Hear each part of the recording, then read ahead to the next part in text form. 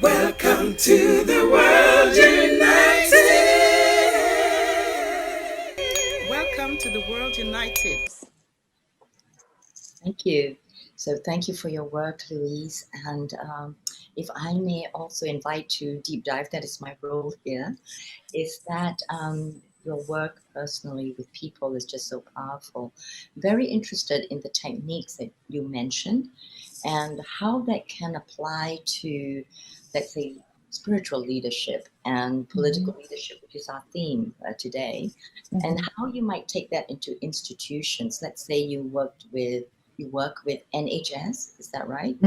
I'm part of their voluntary scheme, actually. It's been the method of brain working recursive therapy. Terence Watts is the brainchild behind. He created this new way of helping us respond in a different way to circumstances, people, or to past memories that aren't helping us. And so Terence Watts is the brainchild behind this. It is being trialed on our National Health Service, but at the moment, because of the current pandemic, I am one of the volunteers and I help many people stay on the front line, working as they need to be working, but they're being suffering and triggered in all sorts of ways. So we're using our brain working recursive therapy to help them stay on that front line. So it's a very big organization called Frontline 19. And there's a lot of us out there, who are giving our time on a voluntary basis, and it's been invaluable.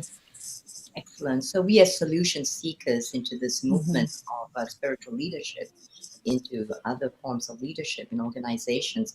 That's why I was interested to see how that has been applied also perhaps in education, in the health systems, and also in like the prison systems where there's oppression, since we're talking about this kind of upliftment of humanity from the density of the dark and the light and bringing into it. So that was my interest in that questioning on how that can be used into leadership.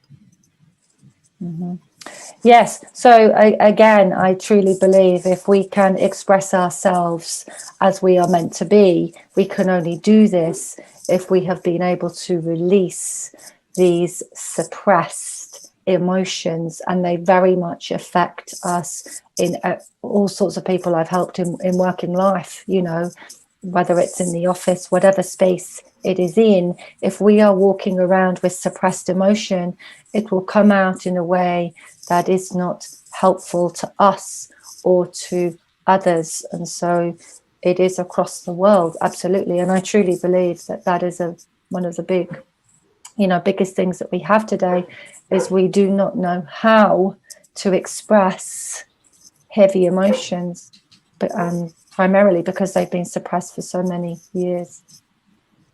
I so agree as a practitioner too. Thank you for your work. Over to you, Michelle. Thank you, Louise. Thank you so much. You're welcome. We are drawing to the close of our track, and having sat down and allowed this knowledge and this wisdom and the information to sink in, I'd like to invite each of you just to speak into anything that might be coming into your heart, particularly around the importance of the spiritual and the political leadership. But Sophia also has a question or something that she'd like to add in terms of connection.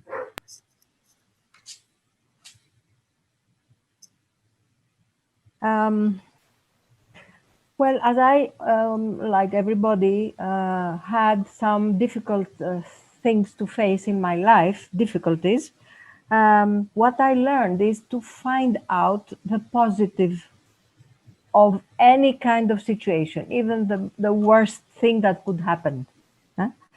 And for example, now that we are advised to not to go close to other people and wear masks, etc., etc., what I try to find out, the positive thing, which I shared with other people, and it's quite useful. And Louise gave me this idea because she already did that. Connectivity with so many people, far away from her, that she could contact them and work with them and help them. But if we would do it only by presence, it would be difficult, or it would take more time. So what I do with children, for example, I say, okay, let's try to find out somebody who is wearing a mask. What is he feeling? Because, you know, children could see somebody smiling, somebody angry, somebody, and now they cannot find out what is under the mask. So we try to develop other faculties that we all have, which is the intuition, as you said before, because we understand everything. If we think we don't understand, is that we don't allow ourselves to get the message. So we open up more and get the message of connection. We can be connected with so many other ways than touching, which is so very essential for the little ones. The little ones, when we are young, very young, when we're young children, our brain does not develop properly if we are not touched. And this is why the reason why children prefer to be hit, how to say, spanked by parents who do not hug. They need it so much that they prefer to be spanked even if they cannot get a hug. I don't mean that we have to do that. In our country, we use it so much. We always hug ourselves and we kiss, etc., which we like doing very much. All the northern people, Spain, northern France, Italy, Turkey, I don't know, northern people, they all have this, it comes without thinking. I don't mean we don't have to do it, but try to find out the good part of it. And so we never feel we are losers. We have always have to feel that we are not losers. What's the opposite? We are, what's the opposite word? No, we don't want to be losers. We want to be winners. Winners, right? Winners. Yeah, winners. Yes, and we are always, we are alive, and nobody can stop life. Nobody has this power. Nobody.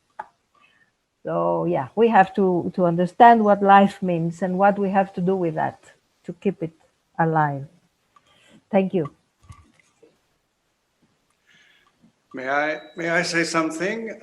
Yes, about, please. Yeah, okay. COVID-19 has been mentioned many times during our talk. Yeah.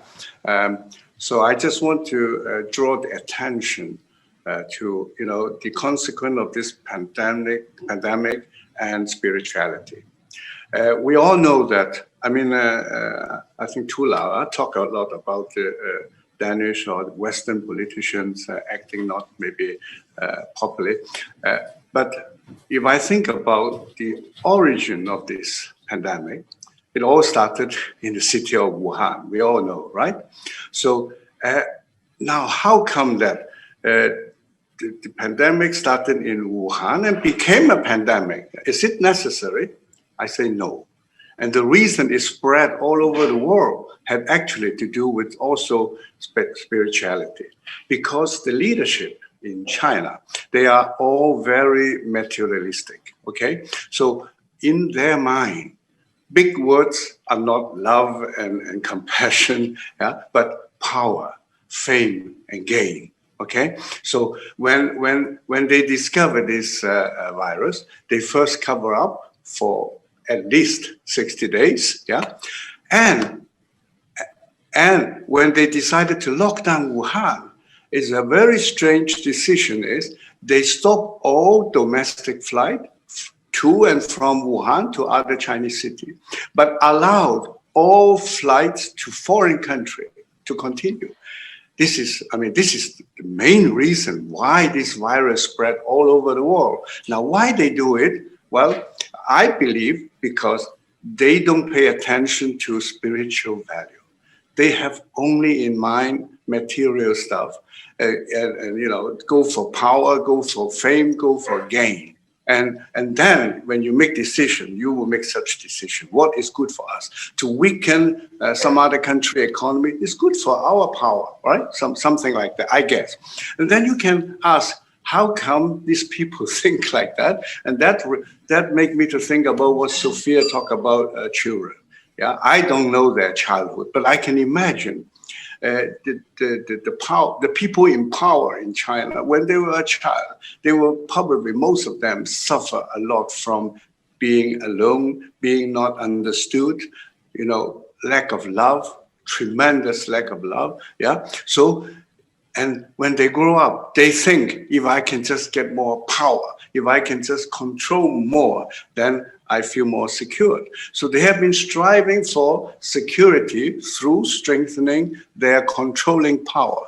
And the whole world has to suffer today. So this is what I want to say, that, attention to spirituality, to spiritual value is extremely important, already starting from childhood. Thank you. Thank you, Manyan. Fortunately, we have a beautiful Divine Mother and Divine Father on our side, shining so much light and love into the world that is palpable, more so now than ever. And that is the thing that we can cling to and help to expand with our every breath. Tora, is there anything that you would like to add? Sorry, you've gone off. Hope I'm not catching you out here. Here, speak the emotional. Something wrong with the connection. Yeah, there's something a bit wrong with the connection. It must be very important what you have to say if we can't hear you. Let's see. Better? Oh, still. No. It's breaking in and out. So perhaps if you turn your camera off, we might be able to hear you speak. Yeah, I think it actually was some upgrading all of a sudden going on. Yeah. Is it better? Yes, perfect. Yeah. Thank you. Now it's better. I turned it off. Yeah. So we wouldn't just say that. Thank you also, Louise, for addressing all these about the identity and the whole range of emotions. This year I came out, I co-wrote a book called Holy Fucking Sacred Water, The Secret Connections to Everything. And when we speak about it's not as much of that, the one meaning of that word, it's basically that God spark and that goodness in all of us. And I think that for the future, I see it as the disconnection to who we really are. That is also what makes this happen. And to really remember that the things that is coming up now, all the fear and everything, it's good. That is the disclosure, even if it's a disclosure is a hijacked word, but actually it's just like you don't disclose anything because it's disclosed, but the revelation of the truth of what is going on and the polarities of how much we are disconnected is the key of how we can reconnect and come back to who we are and connect with each other, and where we all take responsibility for our part of whatever is going on, and always have the intention of do no harm and connect and see where do I have these connections, because I also believe in that we all are good, even those most evil. There is a spark of goodness, just as in the yin and the yang, there's a little circle of black in the white, because if we don't have the polarities, we don't have the wholeness.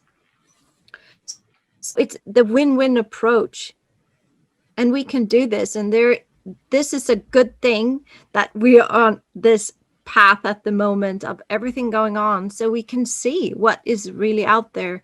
And that is how we turn this shadow world into the new age and the golden age and the age of Aquarius, or whatever we're going to have talked about in different words.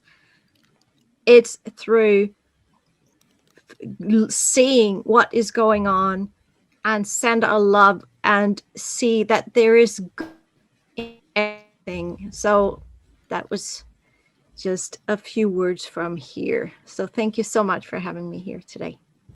Thank you so much for that balanced viewpoint of spirituality and density, the yin yang. And Sophia, you spoke, and Louise reiterated this, and Tora has, as well as Manyan. It's all about love. Sophia, you spoke beautifully about make children feel loved, even the ones that are, dare I say it, creating the fear. We just need to love them harder. We need to love them more. We need to show them the way home, back to their hearts, back to their sovereignty. And we do that by going there ourselves.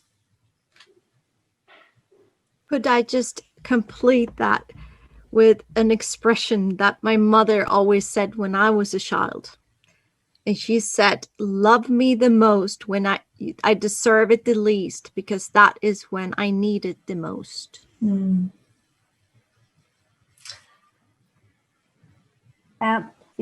If we can understand that the only reason that we are alive is love. The only reason that we are alive is love. If we understand that, I mean, it's not a very beautiful word. I know that many people, say, oh, love means I don't allow you to go out because there are so many bad people, This is what their idea of love is. This is not the kind of love I mean. It is the love that is, I don't know, like, for example, the sun, the way the sun loves. The sun doesn't say, I will send my rays to this person and I will not send my rays to that person. He sends his rays to everybody. So this is love. This is love for me. And of course, these children need much more. And we have seen it so many times. The only time we saw people changing is because somebody loved them. It is whatever we want to transform, we can transform it only through love. And there is a very beautiful myth in ancient Greece, which I like, if you don't mind, to hear about it. There was a sculptor. He was very good sculptor in ancient Greece, and he was sculpting marble, and it was a form of a woman. And as he was completing it, he was in love with that woman. And when he finished the last thing he wanted to make, the marble became alive. Yeah. It became a real woman. I mean, flesh and blood. Huh? From marble, because he loved it so much, became a real flesh and blood woman. So it is the only force on the earth, on our world, that can transform is love. And what a beautiful note and word to finish on. May I extend on behalf of the World Parliament of Spirituality our heartfelt gratitude to each of the speakers. We have enjoyed such a beautiful time together. We have a certificate that I'd love to share. Firstly to Manyan. Yes. For being an esteemed speaker in the Third World Parliament of Spirituality 2020. We honour you and we thank you. Thank you. Thank you very much. Thank you, Manyan. And to Tora, Sofia, Svehard, hoi. Thank you so much for coming on and sharing and illuminating us to some beautiful truths in our sovereignty, and also for speaking and sharing your gorgeous energy and time and wisdom with us. Thank you. Thank you, Tara. Thank you very much. Thank you Thank for you all the so great much. organizational work. That bit hasn't been easy, but you're welcome. So Okay. Dear Sofia Foteina, your passion for children, they are our future. They are our leadership. They are our future politicians. And what a beautiful, beautiful space we will live in if these children under your wing and your care and your tutelage and your wisdom take over our world and teach us how it's all done. So thank you very much for joining us. Thank you, Sofia.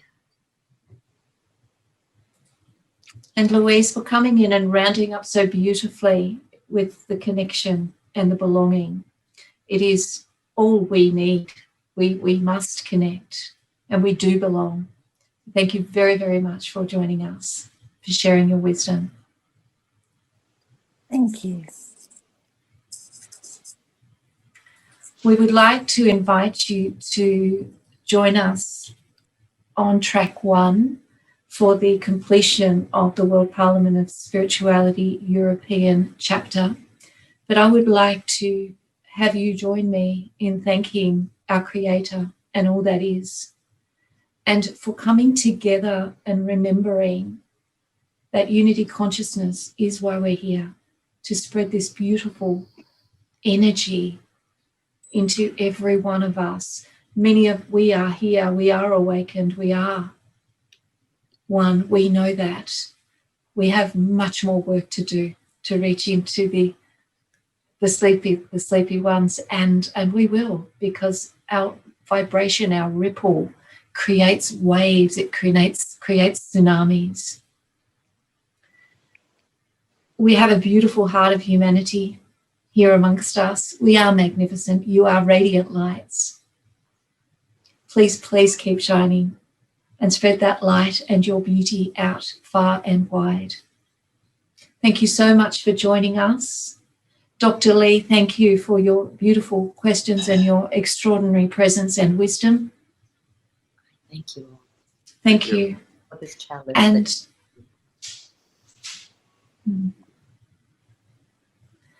And again,